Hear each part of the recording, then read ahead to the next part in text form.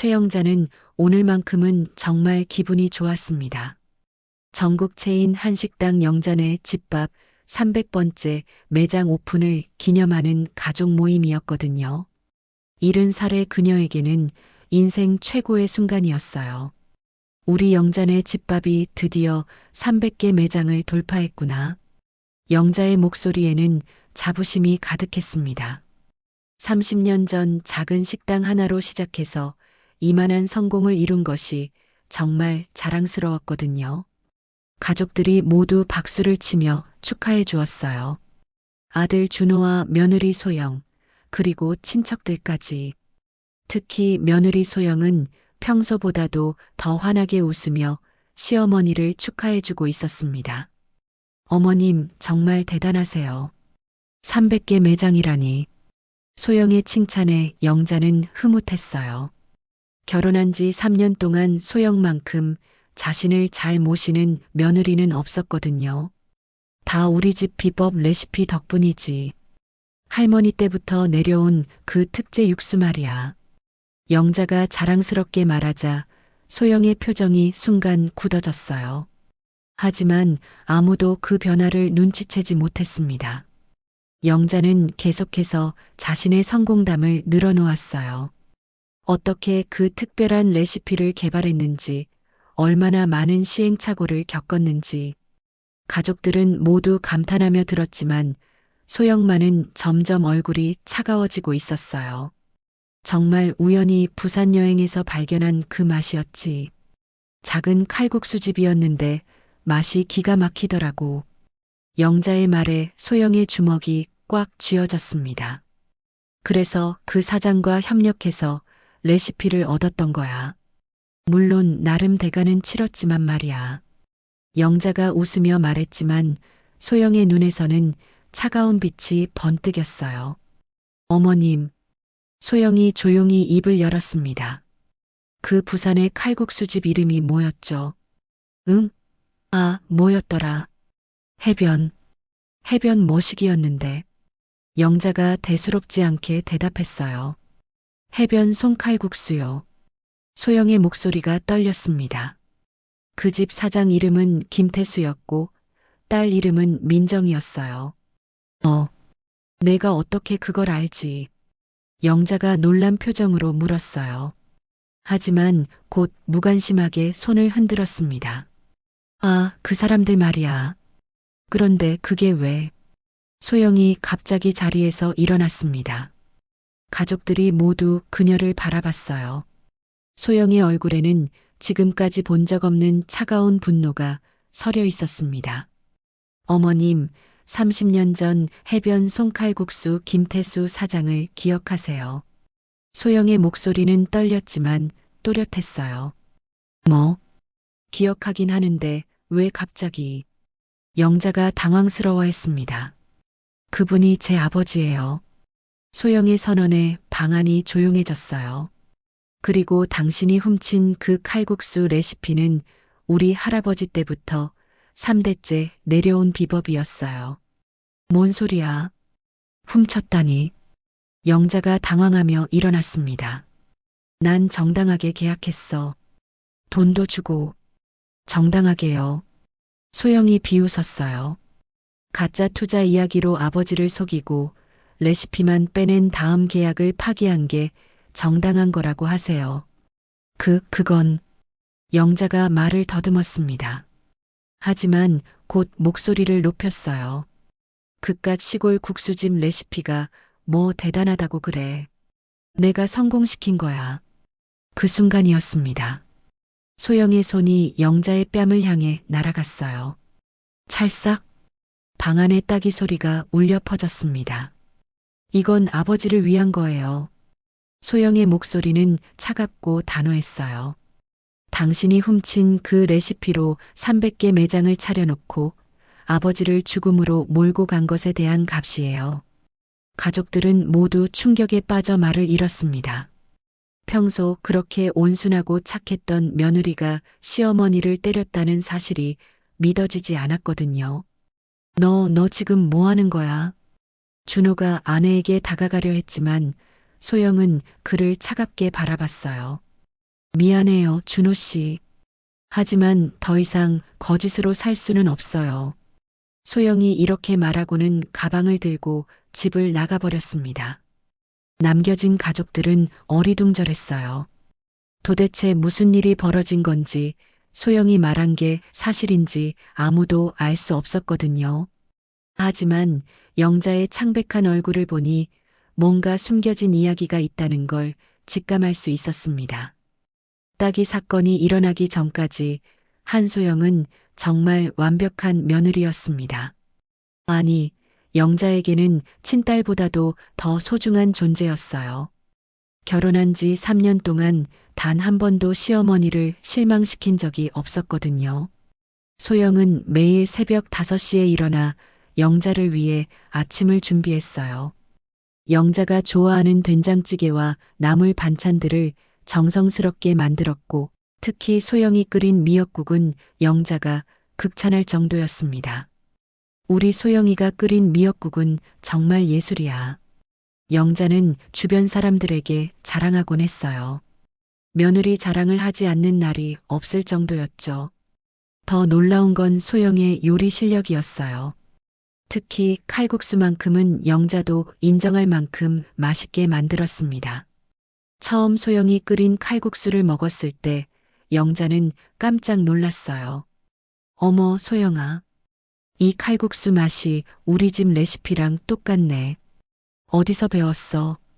영자가 신기해하며 물었을 때 소영은 담담하게 대답했어요. 그냥 어릴 때부터 좋아해서 여기저기서 배운 것 같아요. 소영의 대답에 영자는 대견해했습니다. 며느리가 자신의 주특기와 같은 음식을 잘 만든다니 얼마나 기특한 일이었어요. 영자는 소영을 데리고 다니며 자랑하기 바빴어요. 동네 부인들 모임에서도 친척 모임에서도 항상 며느리 이야기였습니다. 우리 며느리는 정말 효부 중에 효부야. 요리도 잘하고 성격도 순하고 시어머니 말도 잘 듣고 이런 며느리 어디서 구하겠어. 영자의 자랑에 다른 부인들은 부러워했어요. 실제로 소영은 시댁 일에도 적극적이었습니다. 명절 때는 혼자서 모든 음식을 준비했고 제사 때도 빠지지 않고 참여했어요.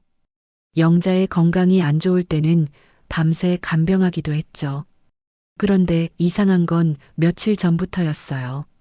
소영의 분위기가 조금씩 달라지기 시작한 거였습니다. 평소처럼 웃기는 했지만 그 웃음이 어딘지 어색했어요. 특히 영자가 식당 이야기를 할 때마다 소영의 표정이 미묘하게 변했습니다. 영자네 집밥의 성공담을 들을 때면 소영의 눈빛이 차가워지는 것 같았어요. 하지만 영자는 그런 변화를 크게 신경 쓰지 않았습니다. 며느리가 좀 피곤한가 보다. 요즘 집안일을 너무 많이 시킨 건 아닌가. 영자는 이렇게 생각하며 오히려 소영을 더 챙겨주려고 했어요. 하지만 준호는 달랐습니다. 남편으로서 아내의 변화를 더 민감하게 느끼고 있었거든요. 며칠 전부터 소영이 자주 멍하니 있는 시간이 늘었고 밤에도 잠을 잘 못 자는 것 같았어요. 소영아, 요즘 무슨 일 있어? 준호가 조심스럽게 물어보면 소영은 항상 같은 대답을 했습니다. 아니야, 그냥 좀 피곤해서. 별일 없어? 하지만 준호는 뭔가 아내가 고민이 있다는 걸 느낄 수 있었어요. 사실 소영에게는 정말 큰 변화가 일어나고 있었습니다. 며칠 전 우연히 발견한 어떤 사실 때문에 그동안 평온했던 마음이 완전히 뒤바뀌어 버린 거였어요. 하지만 아무도 그 이유를 알 수 없었죠. 그리고 오늘 300번째 매장 오픈 기념 모임에서 영자가 자신의 성공담을 자랑스럽게 늘어놓을 때 소영은 더 이상 참을 수 없었던 거였어요. 3년 동안 쌓아온 완벽한 며느리의 가면을 벗어던지는 순간이었습니다. 그렇다면 소영에게 도대체 무슨 일이 있었던 걸까요? 왜 그렇게 완벽했던 며느리가 갑자기 시어머니를 때리는 일까지 벌어진 걸까요? 그 답은 30년 전으로 거슬러 올라가야 찾을 수 있었는데요. 30년 전 부산 해운대 한적한 골목에는 해변 송칼국수라는 작은 음식점이 있었습니다. 겉보기에는 평범한 시골 국수집이었지만 아는 사람들 사이에서는 숨은 맛집으로 유명했어요. 주인 김태수는 42살의 성실한 사람이었습니다. 할아버지 때부터 3대째 내려온 비법으로 칼국수를 끓였는데 그 맛은 정말 특별했어요. 새벽 5시부터 우려낸 특제 육수와 직접 뽑은 면발의 조화가 일품이었거든요. 아빠, 오늘도 줄이 길어요. 5살 딸 민정이가 아빠에게 말했어요. 해변 송칼국수는 늘 손님들로 북적였습니다. 새벽부터 줄을 서는 단골들, 멀리서 찾아오는 관광객들까지. 그래, 우리 민정이. 아빠가 열심히 해서 맛있는 국수 끓여주는 거야. 김태수는 딸을 무릎에 앉히고 말했어요. 아내를 일찍 여의고 혼자 딸을 키우는 게 힘들었지만 행복했습니다. 김태수의 비법은 정말 특별했어요. 할아버지가 개발한 특제 육수 조리법은 10여 가지 재료를 정확한 비율로 넣고 이틀 동안 우려내는 것이었습니다. 면 반죽법도 독특했는데 특정한 밀가루 배합과 숙성 시간이 핵심이었어요. 그 비법은 오직 가족에게만 전해졌습니다. 김태수는 언젠가 민정이가 커서 이 가게를 물려받기를 바랐어요. 딸에게 조금씩 요리를 가르치기도 했죠. 민정아, 이 육수는 할아버지 때부터 우리 집만의 비밀이야. 나중에 내가 커서 이 가게를 물려받으면 절대 남에게 알려주면 안 돼. 김태수는 진지하게 딸에게 말했어요. 네, 아빠. 민정이는 고개를 끄덕였습니다. 아직 어렸지만 아빠의 말이 중요하다는 건 알 수 있었어요. 해변 송칼국수의 명성은 점점 높아졌습니다. 지역 신문에 소개되기도 했고 유명한 요리사들이 찾아와서 맛을 보고 감탄하기도 했어요. 심지어 서울에서 온 연예인들도 가끔 찾아왔죠. 하지만 김태수는 욕심을 부리지 않았어요. 지점을 늘리자는 제안도 여러 번 받았지만 모두 거절했습니다. 질 좋은 음식을 소량 만드는 것이 자신의 철학이었거든요. 우리는 맛으로 승부하는 거야. 크게 하면 맛이 변해. 김태수는 늘 이렇게 말했습니다. 그런 김태수에게 운명적인 만남이 찾아온 건 어느 가을날이었어요. 서울에서 온 젊은 여성이 가게에 들어왔는데 그녀가 바로 최영자였습니다. 당시 영자는 39살로 서울에서 작은 식당을 운영하고 있었어요. 하지만 그녀의 야심은 거기서 멈추지 않았습니다. 더 큰 성공을 꿈꾸며 전국의 맛집들을 돌아다니고 있었거든요. 영자는 해변 송칼국수의 맛을 보고 깜짝 놀랐어요. 지금까지 먹어본 칼국수 중에서 최고였습니다. 특히 그 깊고 진한 육수 맛은 정말 특별했어요. 사장님, 이 국수 정말 맛있네요. 비법이 뭐예요? 영자가 웃으며 물었지만 김태수는 웃기만 했습니다. 그냥 정성껏 끓이는 거죠. 김태수는 자신의 비법을 쉽게 알려주지 않았어요. 하지만 영자는 포기하지 않았습니다. 며칠 더 부산에 머물면서 매일 해변 송칼국수를 찾았어요. 김태수와 친해지려고 노력했고 어린 민정이에게도 선물을 사주며 호감을 샀습니다. 사장님은 정말 대단한 분이세요. 이런 맛을 내다니. 영자는 진심으로 감탄하는 것 같았어요. 김태수도 점차 그녀에게 마음을 열기 시작했습니다. 하지만 영자의 진짜 목적은 따로 있었어요. 그 특별한 레시피를 손에 넣는 것이었거든요. 영자는 이미 마음속으로 계획을 세우고 있었습니다. 이 맛있는 칼국수로 서울에서 대박을 낼 수 있을 거라고 확신했어요. 그리고 며칠 후 영자는 김태수에게 놀라운 제안을 했는데요.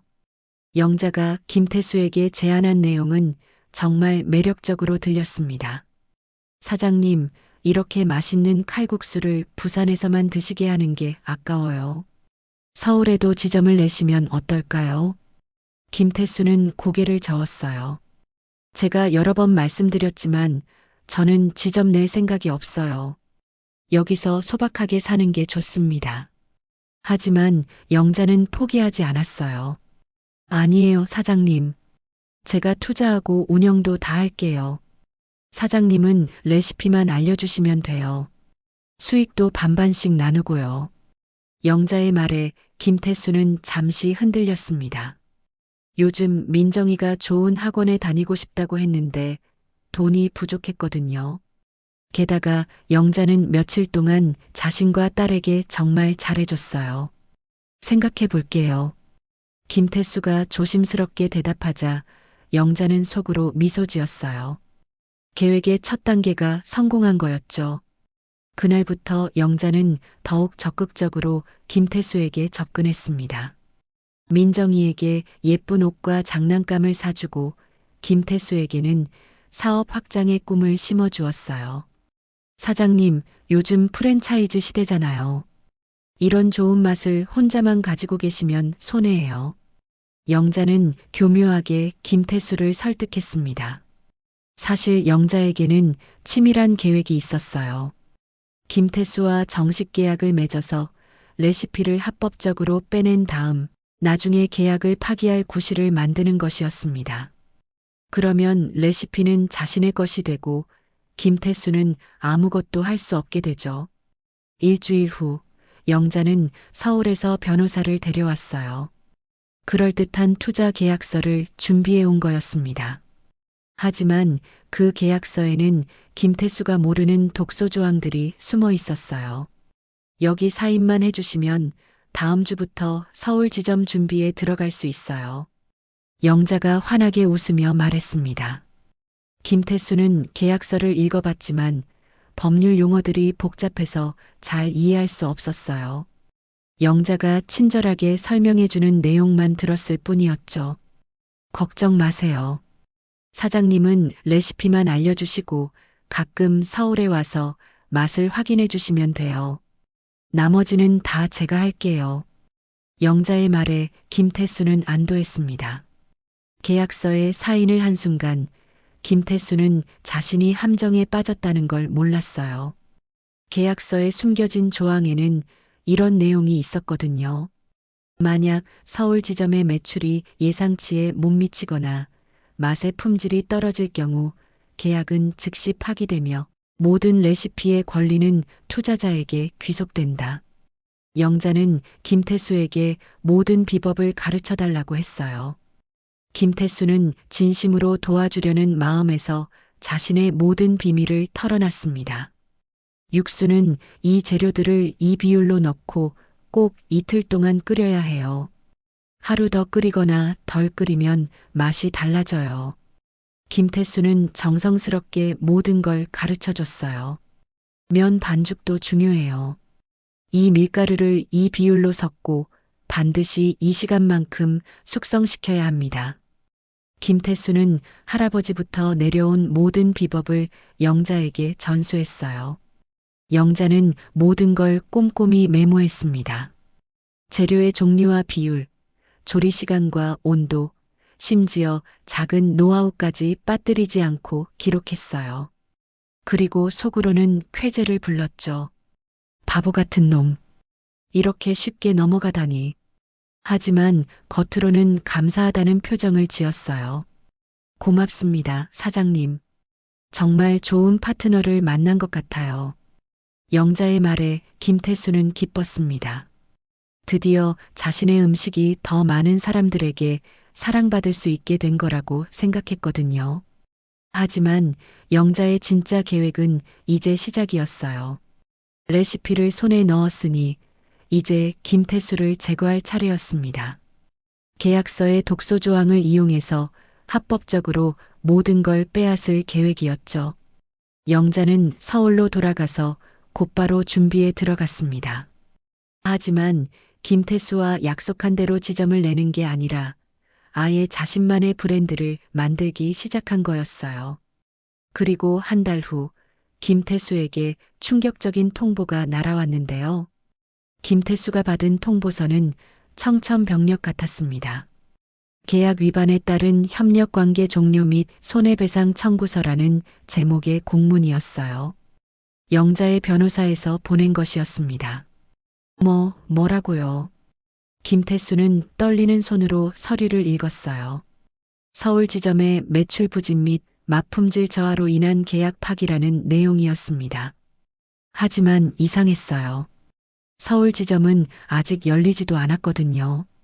김태수는 급하게 영자에게 전화를 걸었습니다. 영자 씨, 이게 무슨 뜻이에요? 아직 가게도 안 열었는데 매출 부진이라니. 김태수의 목소리는 당황스러웠어요. 아, 김 사장님. 미안해요. 사실 저희가 테스트로 몇 군데서 판매해 봤는데 반응이 별로였어요. 영자의 목소리는 차갑게 변해 있었습니다. 그게 무슨 소리예요? 제가 직접 가서 확인해 보겠어요. 김태수가 말하자 영자는 비웃었어요. 계약서 좀 다시 읽어보세요. 맛의 품질 판단은 저희 쪽에서 하는 거예요. 그리고 이미 계약은 파기됐어요. 김태수는 그제야 계약서를 자세히 들여다봤습니다. 그리고 충격적인 사실을 발견했어요. 자신이 이해하지 못했던 조항들이 모두 영자에게 유리하게 되어 있었던 거였어요. 더 큰 충격은 그 다음이었습니다. 며칠 후 김태수는 서울에 영자네 집밥이라는 새로운 식당이 문을 열었다는 소식을 들었어요. 그리고 그 메뉴를 보고 기절할 뻔했습니다. 특제 손칼국수, 할머니 비법 육수라고 광고하고 있었거든요. 자신이 가르쳐준 그 레시피 그대로였어요. 김태수는 부산에서 서울로 올라갔습니다. 직접 확인해 봐야겠다고 생각했거든요. 영자네 집밥에 들어간 순간 김태수는 분노로 온몸이 떨렸어요. 메뉴판에 적힌 칼국수 설명이 자신이 영자에게 해준 말과 똑같았거든요. 3대째 내려온 비법, 이틀 동안 우린 특제 육수까지. 영자, 이게 뭐야? 이건 내 레시피잖아. 김태수가 분노에 찬 목소리로 말했어요. 영자는 뻔뻔하게 웃었습니다. 무슨 소리예요? 이건 저희가 개발한 거예요. 계약서에도 나와 있듯이 레시피 권리는 저희에게 있어요. 그럴 리가. 김태수는 말을 잇지 못했어요. 영자가 미리 준비한 가짜 개발 일지와 증인들까지 나타났거든요. 더 악랄한 건 영자가 김태수의 해변 손칼국수까지 망가뜨리기 시작한 거였어요. 부산 지역 식자재 업체들에게 김태수가 레시피를 훔친 사기꾼이라는 소문을 퍼뜨린 거죠. 그 사람 조심하세요. 남의 레시피 훔쳐서 장사하던 사람이에요. 영자의 이런 말들이 업계에 퍼지면서 김태수는 재료 구입조차 어려워졌어요. 손님들도 점점 줄어들기 시작했습니다. 서울에서 유명해진 영자네 집밥과 비교되면서 짝퉁이라는 말까지 들었어요. 자신이 원조인데 오히려 가짜 취급을 받게 된 거였죠. 아빠, 왜 손님들이 안 와요? 5살 민정이가 텅 빈 가게를 보며 물었어요. 김태수는 대답할 수 없었습니다. 김태수는 법적으로 대응해 보려 했어요. 하지만 영자가 준비한 가짜 증거들과 교묘한 계약서 앞에서는 무력했습니다. 변호사들도 이기기 어려울 거라고 했어요. 결국 해변 손칼국수는 문을 닫을 수밖에 없었습니다.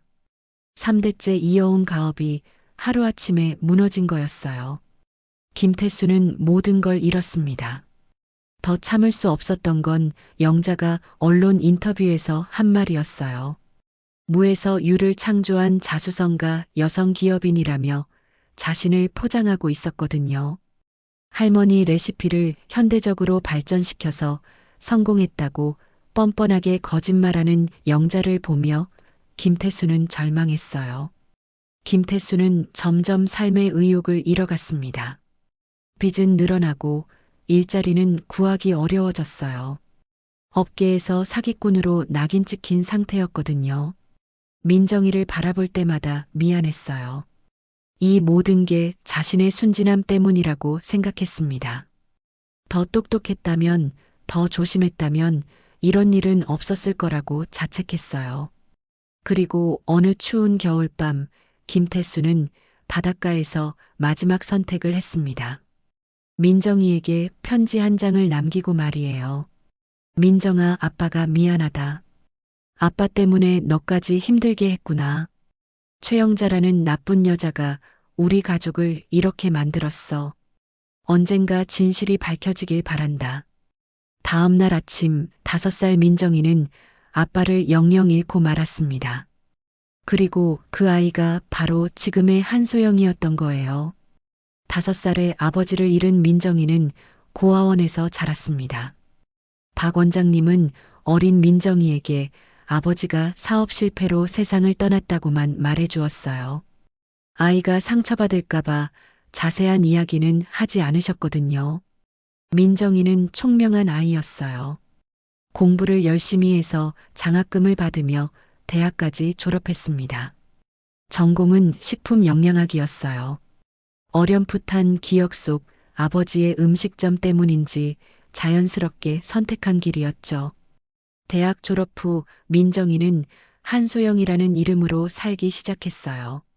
새로운 시작을 위해서였습니다. 중급 호텔 체인의 식음료 부서에 취업해서 열심히 일했어요. 소영은 어렸을 때부터 요리에 재능이 있었습니다. 특히 국물 요리에는 남다른 솜씨를 보였어요. 동료들도 소영이 끓인 국물 맛에 감탄했죠. 어떻게 이런 맛을 내는 거야? 비법이 뭐야? 동료들이 물어보면 소영은 항상 같은 대답을 했어요. 그냥 어릴 때부터 좋아해서요. 아버지가 요리하시는 걸 봐서 그런 것 같아요. 소영은 아버지에 대한 기억이 거의 없었지만 따뜻한 주방과 맛있는 냄새만큼은 선명하게 남아 있었어요. 소영의 인생이 바뀐 건 29살 되던 해였습니다. 회사에서 외부 업체와 협력 프로젝트를 진행하게 되었는데 그 업체가 바로 영자네 집밥이었어요. 처음 영자네 집밥 관계자들과 미팅을 했을 때 소영은 별 생각이 없었어요. 그냥 평범한 외식업체 중 하나라고 생각했거든요. 하지만 그들이 가져온 샘플 메뉴를 맛본 순간 소영은 깜짝 놀랐습니다. 특히 칼국수의 맛이 너무나 익숙했어요. 어디선가 먹어본 것 같은 그리운 맛이었거든요. 이 칼국수 정말 맛있네요. 어떤 레시피인지 궁금해요. 소영이 물어보자 영자네 집밥 담당자는 자랑스럽게 대답했어요. 저희 대표님의 할머니 비법이에요. 3대째 내려온 특제 육수 조리법이거든요. 그 말을 듣는 순간 소영의 가슴이 두근거렸어요. 그날 밤 소영은 영자네 집밥에 대해 인터넷으로 찾아봤습니다. 그리고 충격적인 사실을 발견했어요.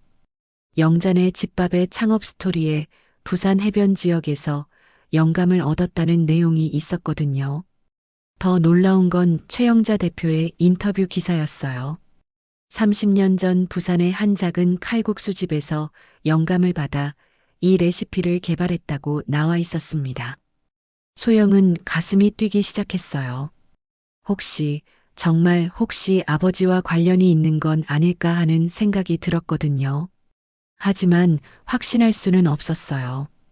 다음 날 소영은 고아원에 전화를 걸었습니다. 그동안 의도적으로 피해왔던 과거와 마주할 용기를 낸 거였어요. 원장님, 저 민정이에요.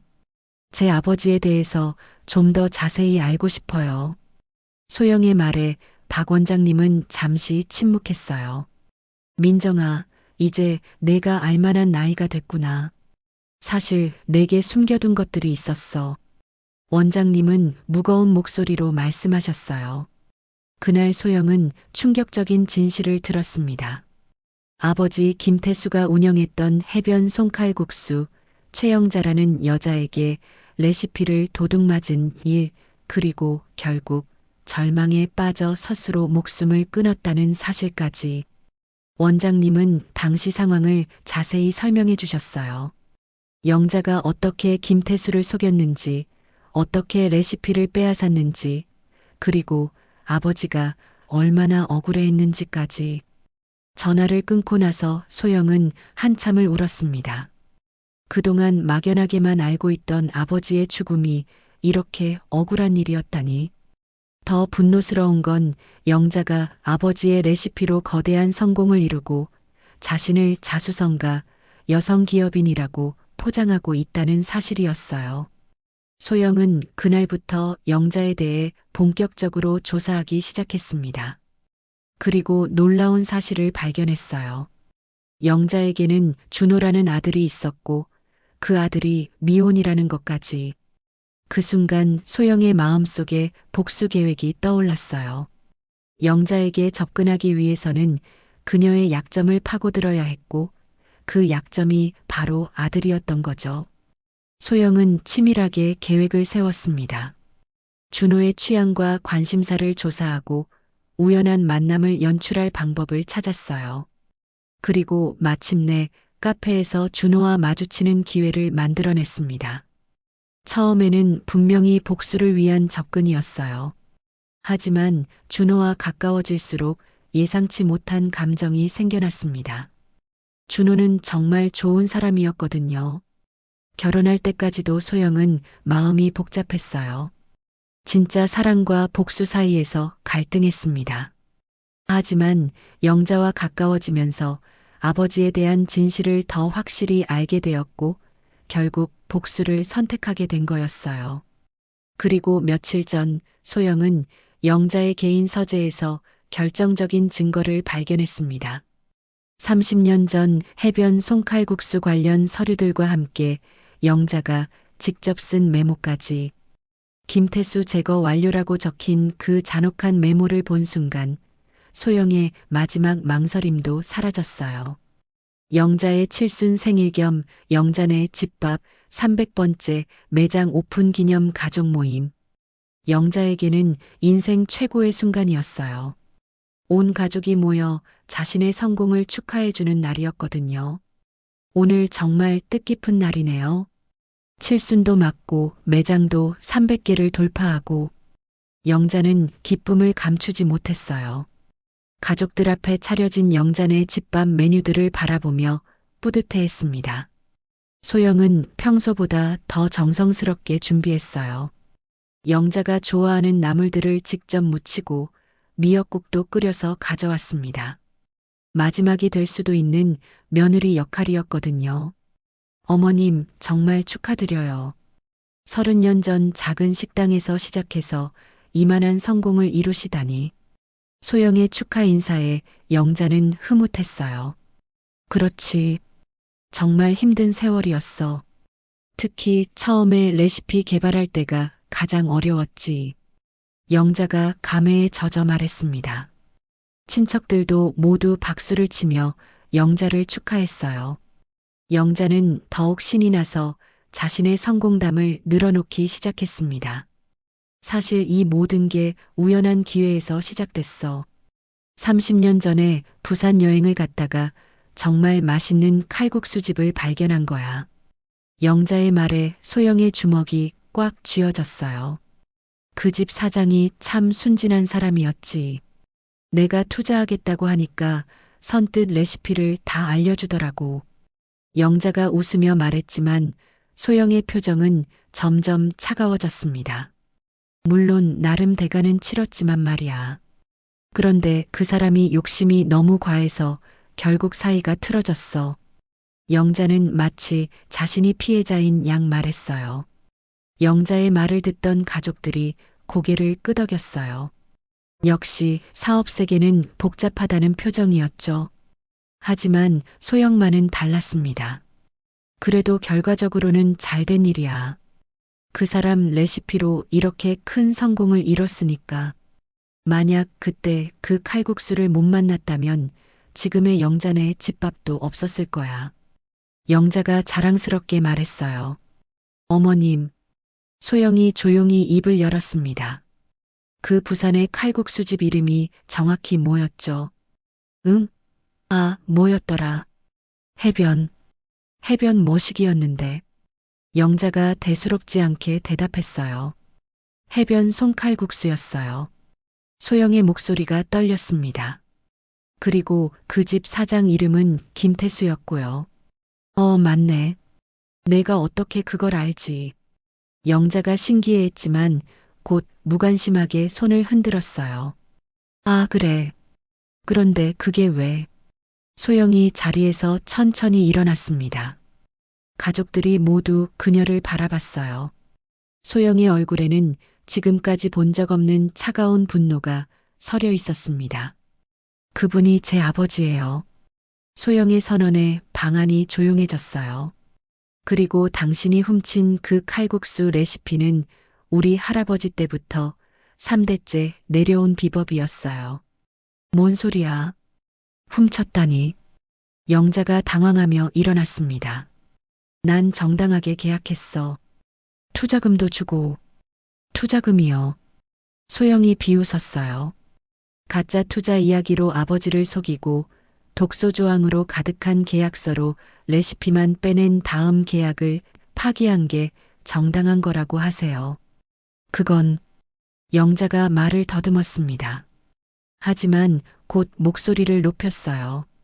그 사람이 욕심을 부린 거야. 계약 조건을 제대로 이행하지 못했으니까 욕심을 부렸다고요. 소영의 목소리가 떨렸어요.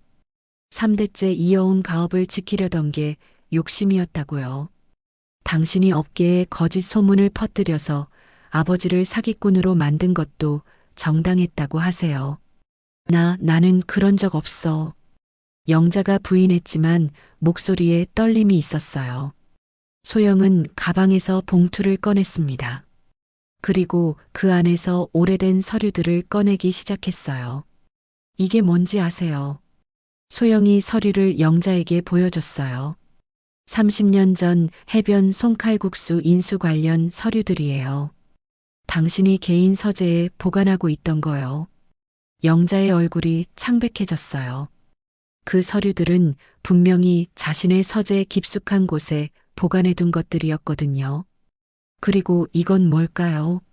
소영이 작은 메모지를 들어 올렸어요. 영자의 필체로 쓰인 김태수 제거 완료라는 메모였습니다.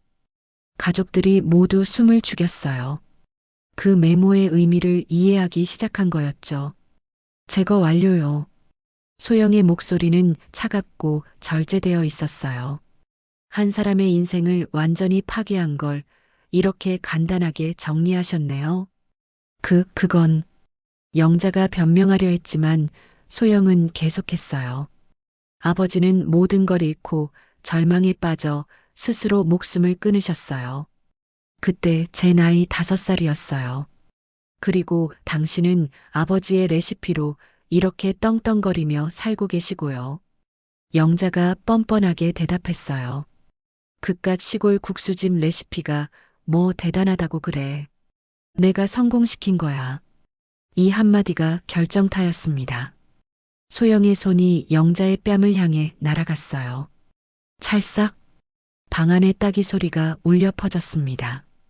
이건 아버지를 위한 거예요. 소영의 목소리는 차갑고 단호했어요. 당신이 훔친 그 레시피로 300개 매장을 차려놓고 아버지를 죽음으로 몰고 간 것에 대한 값이에요. 가족들은 모두 충격에 빠져 말을 잃었습니다. 평소 그렇게 온순하고 착했던 며느리가 시어머니를 때렸다는 사실도 놀랍지만 그 이유를 알고 나니 더욱 충격이었어요. 따기 사건 이후 영자의 집은 완전히 뒤바뀌었습니다. 가족들은 모두 충격에 빠져 있었고 영자는 창백한 얼굴로 아무 말도 하지 못했어요. 소영이 공개한 증거들 앞에서는 변명할 여지가 없었거든요. 너 지금까지 우리를 속인 거야. 준호가 떨리는 목소리로 아내에게 물었어요. 하지만 소영의 대답은 담담했습니다. 처음에는 복수를 위해서였어요. 하지만 당신을 진심으로 사랑하게 되었고, 그래서 더 힘들었어요. 소영의 고백에 준호는 말을 잃었어요. 그럼 나와의 결혼도, 이 모든 것도 다 거짓말이었다는 거야. 준호의 목소리에는 배신감이 묻어 있었어요. 사랑은 진짜였어요. 하지만 아버지의 원수를 갚지 않고는 살 수 없었어요. 소영이 눈물을 흘리며 말했습니다. 한편 영자는 자신의 과거가 모두 드러난 상황에서 마지막 발악을 시도했어요. 그래, 내가 그랬어. 하지만 그게 뭐 어때? 사업이 원래 그런 거야. 어떻게 그런 말을 할 수 있어요? 친척 중 한 명이 영자를 비난했어요. 한 가정을 완전히 파괴해놓고 영자의 뻔뻔한 태도는 오히려 가족들의 분노만 키웠어요. 그동안 존경했던 가족의 어른이 이런 악행을 저질렀다는 사실에 모두가 실망했거든요. 소영은 가방을 들고 자리에서 일어났어요. 이제 할 일은 다 했어요. 더 이상 이 집에 있을 이유가 없었거든요. 어디 가는 거야? 준호가 물었지만 소영은 돌아보지 않았어요. 이제 김민정으로 살아갈 거예요. 한소영은 오늘로 끝이에요. 그리고 문을 나서며 마지막으로 영자를 바라봤어요. 아버지가 당신을 용서하실지는 모르겠지만 저는 이제 후회 없어요. 소영의 말에 영자는 아무 대답도 하지 못했어요. 그 후 일주일도 안 되어 소영이 공개한 자료들이 언론에 알려졌습니다. 영자네 집밥에 숨겨진 진실, 3대 비법 레시피 도둑질 논란 같은 기사들이 쏟아져 나왔어요. 특히 김태수 제거 완료라는 메모는 사회적으로 큰 파장을 일으켰습니다. 한 사람의 인생을 파괴한 것을 이렇게 냉정하게 기록한 것에 대해 사람들은 분노했어요. 영자네 집밥에 대한 여론은 급격히 악화되었습니다. 손님들이 줄어들기 시작했고 가맹점주들도 계약 해지를 요구했어요. 원조 레시피 도둑이라는 오명은 씻을 수 없는 상처가 되었습니다. 영자는 언론 인터뷰에서 해명하려 했지만 오히려 역효과만 났어요. 자신의 잘못을 인정하지 않고 계속 변명만 늘어놓았거든요. 그건 오래된 일이야. 사업에서는 그런 일이 있을 수 있어. 영자의 이런 말들은 사람들의 분노만 더욱 키웠어요. 결국 영자네 집밥은 위기에 빠졌습니다. 매출은 급감했고 주요 가맹점들이 떠나기 시작했어요. 300개 매장으로 자랑하던 체인점들이 하나둘씩 문을 닫았습니다. 한편 소영은 김민정이라는 본명을 되찾고 새로운 삶을 시작했어요. 준호와는 결국 이혼하게 되었지만 서로를 미워하지는 않기로 했습니다. 미안해요, 준호 씨. 당신은 정말 좋은 사람이었어요. 민정의 진심 어린 사과에 준호도 고개를 끄덕였어요. 나도 이해해. 내 아버지 일을 알고 나니까.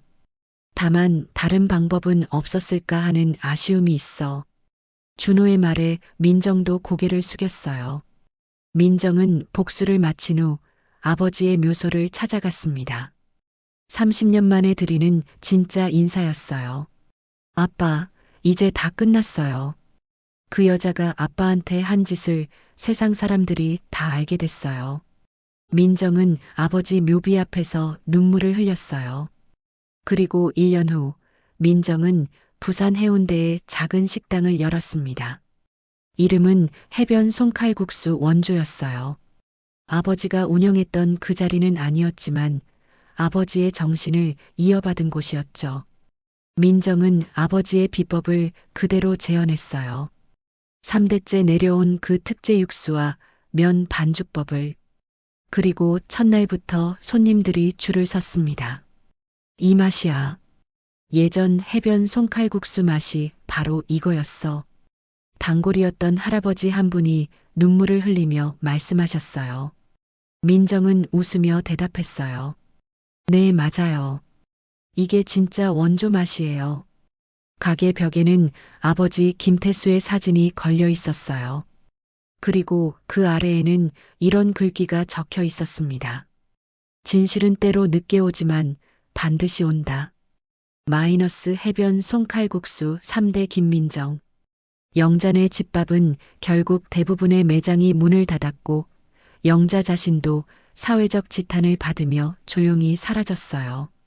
반면 민정의 해변 송칼국수 원조는 정말 원조 맛집으로 인정받으며 번창했습니다. 30년 만에 진실이 승리한 순간이었어요. 그리고 민정은 이제 복수가 아닌 진짜 자신의 인생을 살아가기 시작했습니다.